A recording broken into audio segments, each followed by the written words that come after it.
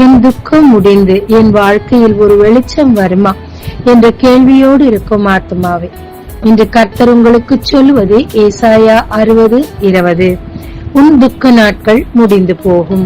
ஆரம்பம் ஒண்ணு இருந்தா முடிவுன்னு ஒண்ணு நிச்சயமா இருக்குங்க.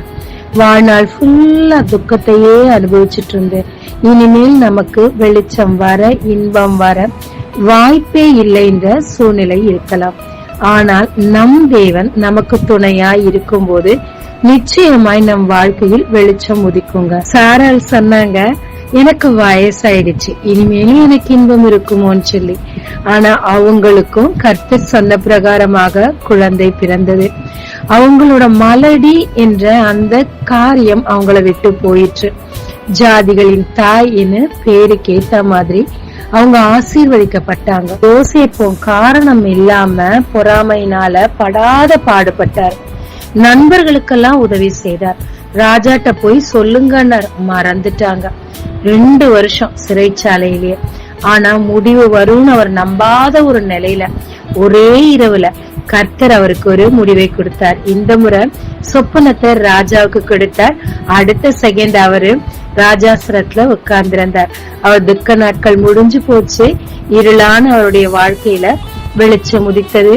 அந்த வெளிச்சத்தினால அநேகர் பயனடைந்தாங்க. இயலாது, முடியாது, முடிஞ்சிருச்சு, இனி நடக்காது என்ற சூழ்நிலையில மேல சொன்ன 2 பேருக்கும் கர்த்தர் தாமே இடைப்பட்டு அவங்க துக்க நாளுக்கு ஒரு எண்டு காடு போட்டார், ஒரு முற்றுப்புள்ளி வைச்சார். நீங்க கூட அப்படி யோசிச்சிருக்கலாம், இனிமேலே எனக்கு இந்த பிரச்சனை முடியாது, நானும் எவ்வளவோ கஷ்டப்பட்டுட்டேன், எவ்வளவோ முயற்சி பண்ணிட்டேன், கர்த்தரை கூட நான் எவ்வளவோ நம்பிட்டேன், இனி முடியாது, இப்படியே மறிக்க வேண்டியதான் அப்படின்னு நினைச்சிட்டு இருக்கீங்களா? இல்லங்க, கர்த்தர் உங்க வாழ்க்கையின் வெளிச்சமாய் மாறுகிறார்.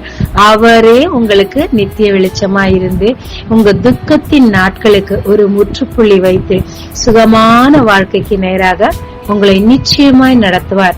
அவரை மட்டும் விடாம பிடிச்சுக்கோங்க. ஜெபிக்கலாங்க. கர்த்தாவே, துக்கப்பட்டு என் கண்ணுல இருக்கிற தண்ணி கூட வத்திருச்சப்பா.